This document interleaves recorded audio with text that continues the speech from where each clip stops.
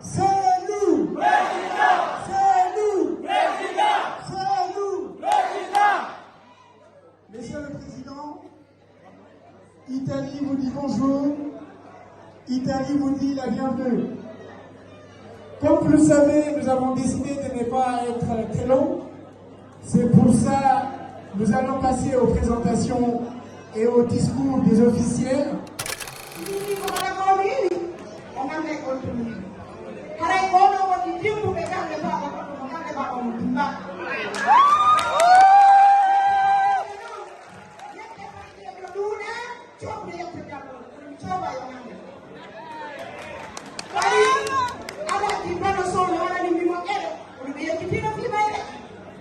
Une fois activée, mais imminente délégation, en 2010, on a fait tout le campagne ensemble.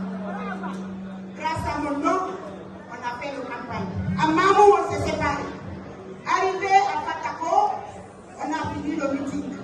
On est allé à Koli, c'était sous la pluie. Mais c'est quand le son m'a vu, j'étais en train de trembler, de fraîcheur.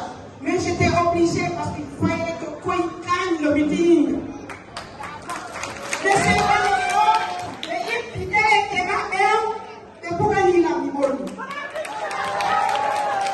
Je sais pas le son, je suis témoin qu'on dit à Bouboudan, voilà Yakara.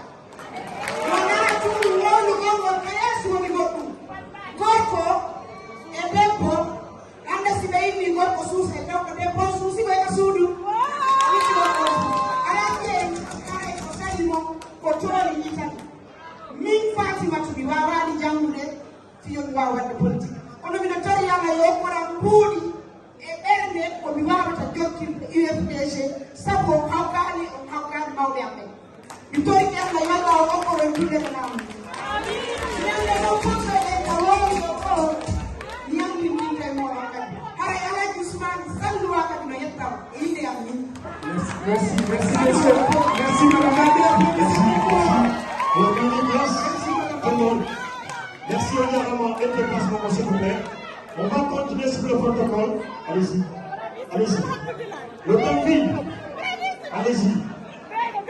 Allemagne.